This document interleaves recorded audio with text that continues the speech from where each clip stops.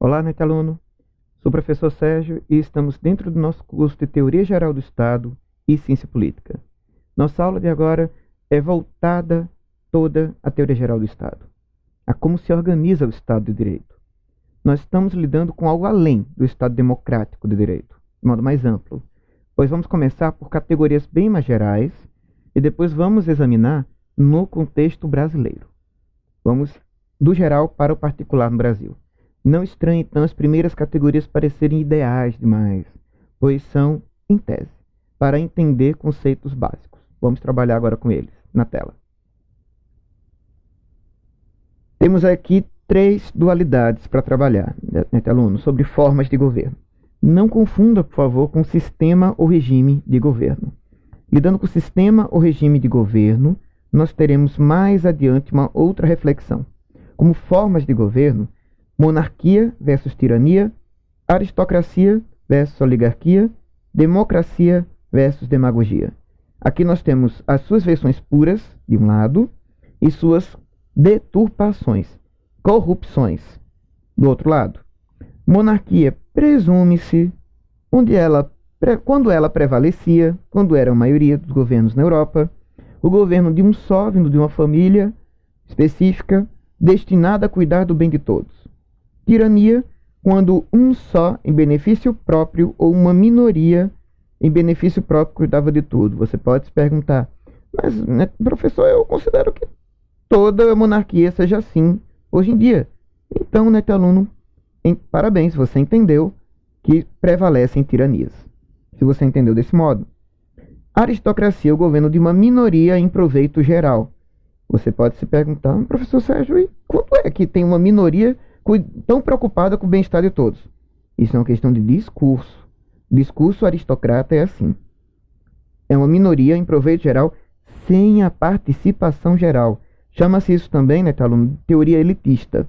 Quando você tem um grupo preparado para governar e os demais despreparados para serem governados.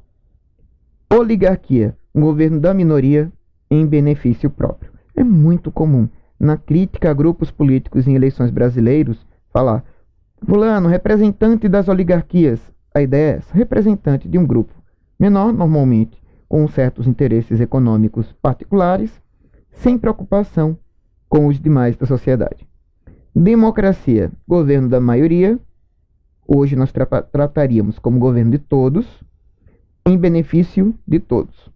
Inicialmente, esse maioria da maioria política, né, aluno? Essa era a noção grega. Maioria política, não era a maioria dos cidadãos.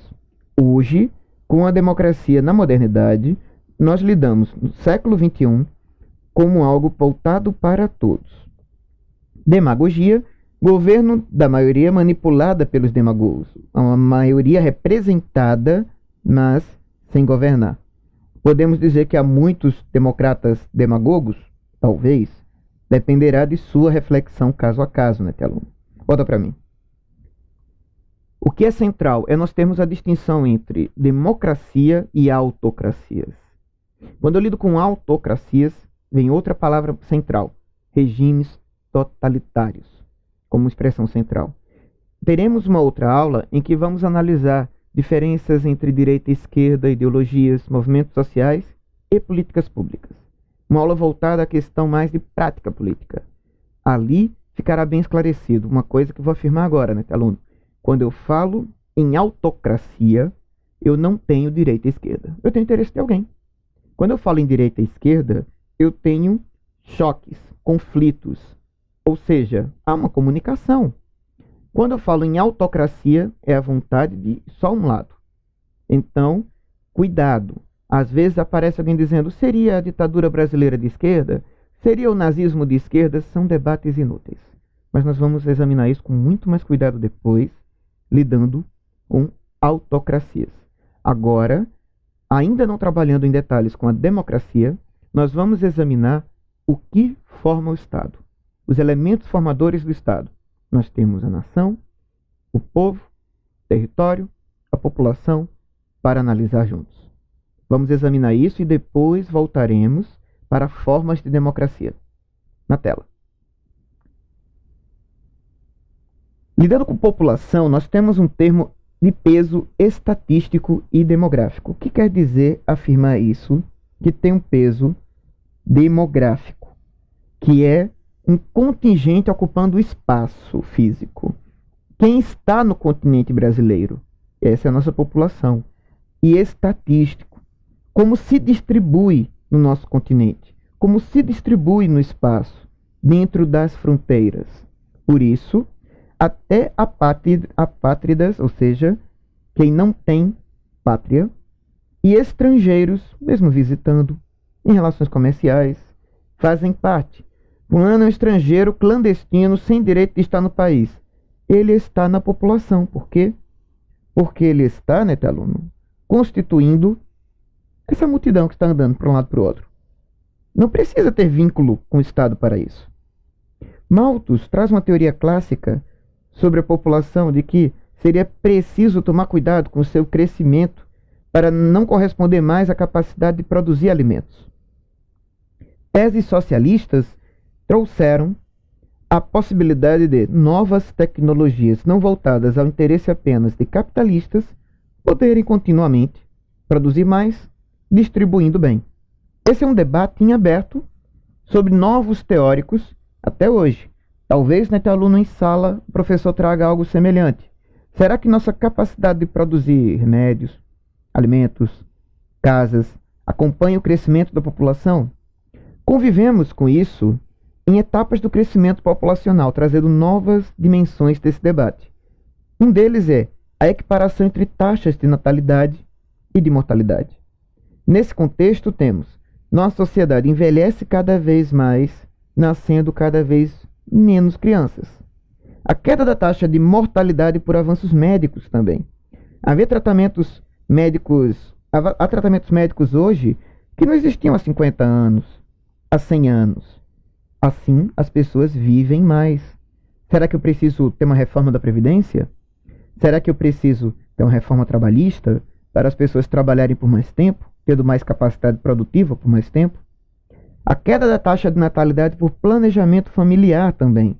As famílias não dependendo mais da tese, por muito tempo, religiosa e cultural, de que era para ter quantos filhos o corpo permitisse. Não convivemos mais, né, não facilmente, com famílias com 10 irmãos, 15 irmãos. É muito comum. 1 filho, 2 filhos, 3 filhos hoje em dia. Isso tem um peso populacional muito grande. A atenuação das duas taxas, mortalidade e natalidade, a correlação entre elas é algo essencial nos estudos políticos sobre população. Volta para mim. É assim, né, aluno, que nós trabalhamos com população. Como se organizam as políticas públicas para lidar com quem está no espaço habitado? Temos mais de 200 milhões de brasileiros. Um estado tem muito mais do que outros estados. Como lidar com a distribuição das políticas públicas para garantir saneamento básico, educação, saúde? Alguém diz, a saúde não vai bem. Onde? Para quem? Em que contexto? Com quais tratamentos? Com quais objetivos? Se você responder essas perguntas, você pensa em termos de políticas públicas. Agora vamos examinar não mais todos que estão no espaço físico brasileiro, mas aqueles que são donos de cidadania brasileira. Vamos lidar com o povo na tela. No absolutismo, em regimes ditatoriais, totalitários, autocráticos, o povo é objeto. Na democracia, ele é sujeito. Essa é uma distinção muito importante, né, aluno? Afinal, quando eu lido com o povo como objeto, as políticas são voltadas para ele e ele não tem direito a se manifestar. Caso se manifeste, será punido por isso. Na democracia é o contrário. Se eu faço algo fora do que é de interesse, o povo terá mecanismos, veremos ainda hoje, mecanismos para se manifestar. O nosso povo brasileiro tem convivido num Estado democrático de direito com uma transição do sufrágio restrito para o sufrágio universal. Volta para mim. Lidar com essa transição é uma mudança muito importante, porque na República Velha nós tínhamos quem tinha terras, era homem, branco, podendo ser eleitor. Hoje, na vigência da Constituição Federal de 1988, convivemos com o voto indígena, o voto de mulheres, o voto de analfabetos. Hoje, a nossa ideia é do sufrágio universal. Qual é a ideia do sufrágio universal? Eu vou procurar como mais gente participar, não criar barreiras à participação. Ainda há limites, veremos na aula específica sobre o voto, sobre esses limites. Mas mesmo eles estão sendo objeto de grandes debates nos nossos dias.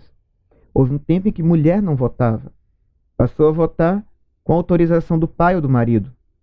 Hoje é totalmente livre o voto feminino, sendo, segundo cientistas políticos analisam, decisivo em eleições brasileiras do século XXI. Vamos examinar mais categorias sobre o povo agora, na tela. Convivemos no Brasil com um Estado liberal, constitucional e representativo. Liberal, pois assegura o livre mercado com a função social da propriedade. Constitucional, pois não podemos simplesmente desobedecer, descumprir a Constituição Federal Brasileira. Representativo, pois quem nos governa tem mandato para isso. Não é algo para toda a vida. O conceito jurídico de povo se vincula diretamente à cidadania sempre. O conceito político de povo como um corpo com capacidade decisória. Aqueles que têm cidadania, juridicamente, mas que não têm capacidade decisória, seja pelo isolamento geográfico de indígenas, seja pela submissão de mulheres a maridos, às vezes, comprometendo sua capacidade própria, serão objeto de uma análise político-sociológica. Na visão sociológica, nós nos equiparamos à perspectiva de nação. Volta para mim. Não confunda, né, aluno? Povo, população e nação. População, todos que estão no território. Povo, há um vínculo jurídico-político com esse território. Nação, o vínculo é muito maior. O vínculo é histórico e cultural. Vamos examinar agora, na tela. São elementos étnicos e históricos comuns a um povo. Essa diversidade que constitui o povo brasileiro. Para mais detalhes sobre ela, recomendo nossa aula sobre pensamento social brasileiro. Constituem a nação brasileira, com todas as suas contradições internas, relacionadas muitas vezes à raça, religião e mesmo língua. Afinal, há expressões próprias com maior ou menor capacidade ofensiva de norte a sul do país. O fundamental é atender a um princípio trazido desde as Nações Unidas, desde a ONU, o princípio de autodeterminação dos povos. Porque os povos estarão autodeterminados quando respeitados critérios culturais que os unificam. Quando eu lido com aspectos étnicos, eu tenho a construção cultural, eu tenho algo muito maior do que a ideia racial. Eu tenho que nos vincula por hábitos em comum, pelo uso da língua, ou seja, pela nossa linguagem, pelos antecedentes que temos, por fatos históricos que nos integram, ou seja, eu estou lidando com a ideia de identidade nacional. Isso é central para que isso fique claro. Volta para mim. Ao lidar com identidade, eu preciso ter em mente a distinção identidade e personalidade. Quando eu lido com identidade, como fica claro no nosso curso de antropologia jurídica, eu tenho como eu me reconheço no outro, como nós nos reconhecemos como membros da coletividade. Personalidade, atributos individuais. Então, quando o direito civil fala sobre o assunto, fala na personalidade civil, a pessoa física e jurídica, porque a ideia é o que é próprio de cada um, independente do outro, com apenas uma unidade jurídica. Vamos agora a mais um elemento formador do Estado, território, na tela. No território, pode ver, né, aluno aí, uma distinção para como funciona nosso território marítimo. Entenderemos mar territorial, a zona econômica exclusiva, a plataforma continental. Para mais detalhes, você terá nosso curso de Direito Internacional voltado para a questão jurídica dessas questões. Abaixo, nós temos também no nosso território, nosso espaço aéreo. O espaço aéreo brasileiro não pode simplesmente o avião de outro lugar chegar voando sem autorização alguma. Ao lado, as fronteiras físicas, as fronteiras do nosso solo, que estudamos desde a escola. Porém, cuidado, né, aluno, quando se fala em fronteiras físicas. Há um detalhe típico do direito internacional. Não nos cabe aqui em detalhes em teoria geral do Estado, mas que eu preciso mencionar para que você não se confunda. Volta para mim. Esse detalhe, né, aluno, é a necessária preocupação com navios com bandeira brasileira. Embaixadas são uma continuação do nosso território. Então, cuidado com isso. O espaço diplomático em outro país é extensão do território brasileiro. Navios mercantes com uma bandeira brasileira, extensão do nosso território. Além disso, lembrar do espaço aéreo, lembrar dos limites marítimos e das fronteiras físicas, evidentemente. Então, compreendemos nação, povo, população, território. E há algo que une todos eles: soberania. O que faz a embaixada, um consulado, um navio com bandeira brasileira ter igual peso? Soberania representa todos os lugares onde o Brasil pode exercer seu poder como Estado de Direito. Então, pode exercer seu poder como Estado de Direito, existe soberania. Então, soberania, povo, população, nação, território. Voltaremos agora a examinar a democracia, paralela ao Estado, na tela. Um aspecto central para a história da democracia ficar bem clara são os cuidados que devemos tomar com anacronismos sobre a Grécia. O que é anacronismo, né, aluno? Vamos trabalhar essa palavra com o devido cuidado. Quando eu lido com anacronismos, eu preciso entendê-la dividida em dois. Ana, um prefixo de negação. Você tem no nosso curso, nossas aulas de português para designar prefixos e sufixos, se houver dúvidas sobre isso. Lidando com o prefixo de negação, o que nós temos? Nega Cronos. Cronos designa tempo. É algo desligado do nosso tempo. A democracia grega era mantida por uma aristocracia. A democracia grega tinha uma minoria muito mínima de cidadãos e uma massa de escravos. Então, nós precisamos distinguir. Eles trazem categorias importantes na democracia grega antiga, mas não explica o padrão de democracia com que convivemos. E ainda assim, aquele que era cidadão grego não convivia como uma vida privada. Tudo era público. Tudo se misturava com o interesse público. Volta para mim.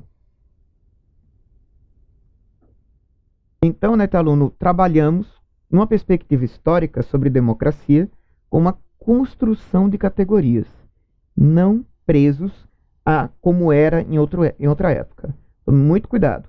Falar em república hoje não é falar nos mesmos termos da República Velha.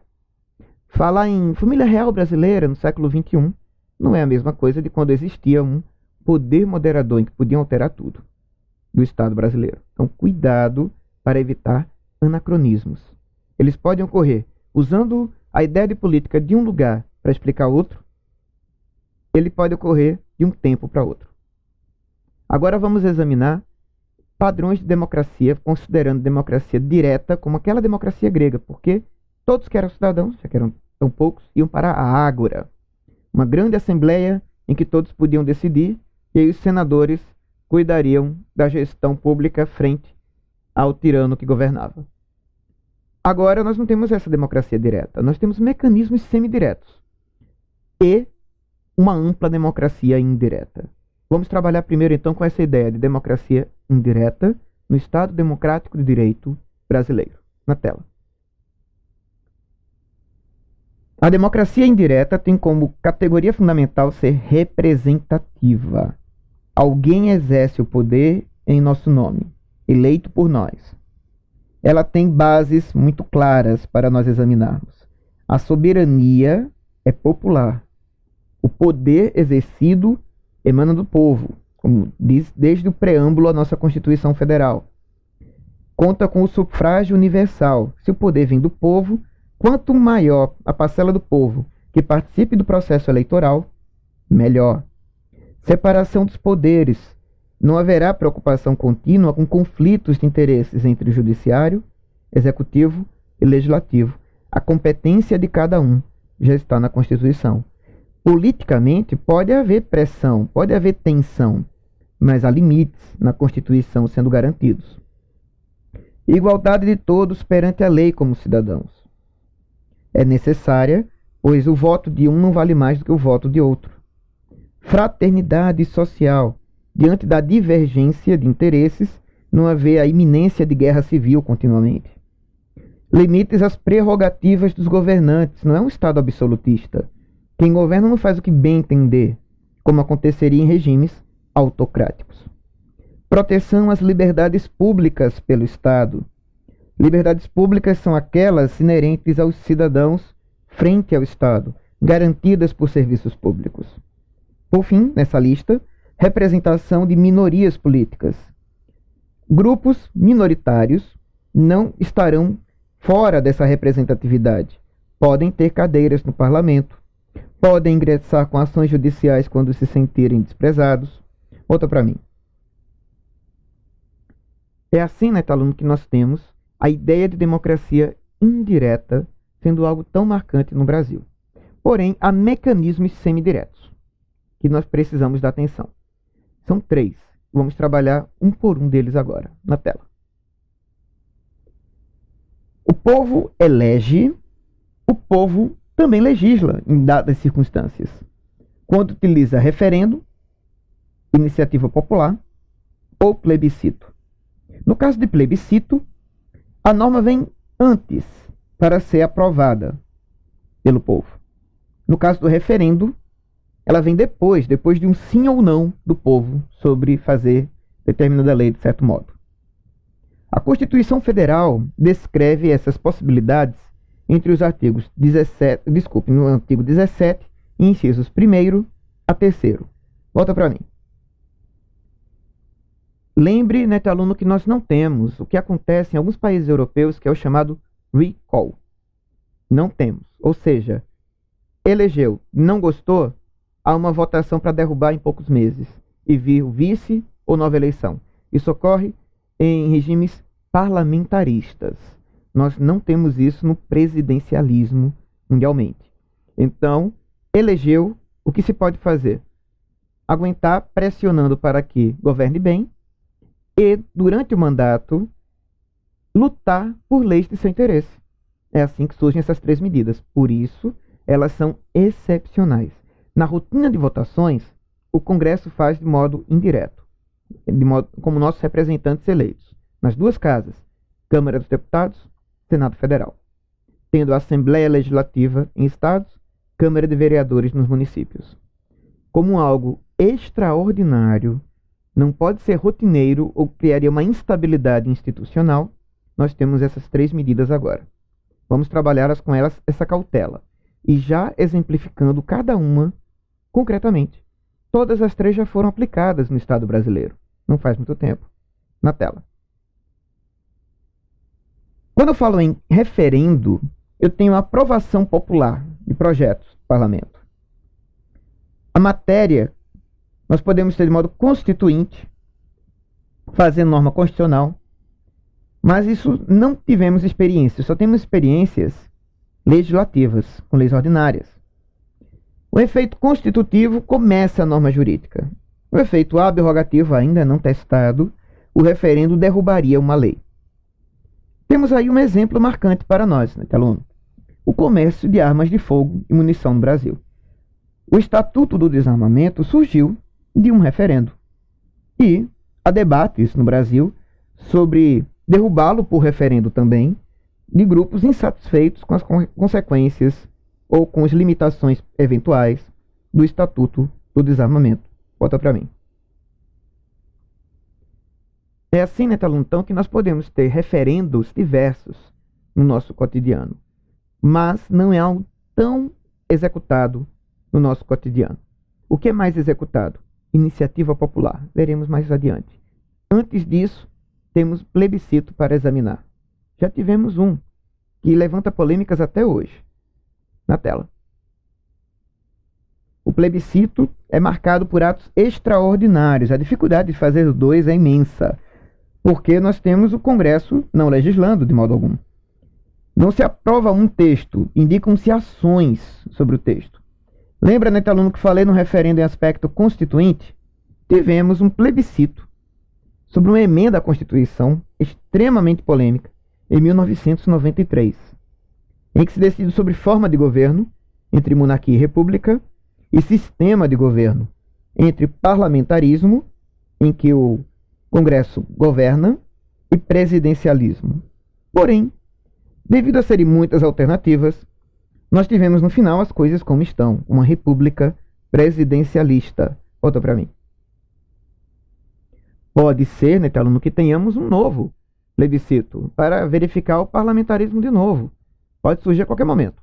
Basta uma iniciativa no Congresso sobre isso. Então, medidas parlamentares, quando se tornam submissas a uma vontade popular, tem essa condição. Mas cuidado, o plebiscito é de iniciativa do Congresso. Na iniciativa popular, nós temos a iniciativa legislativa sendo do povo.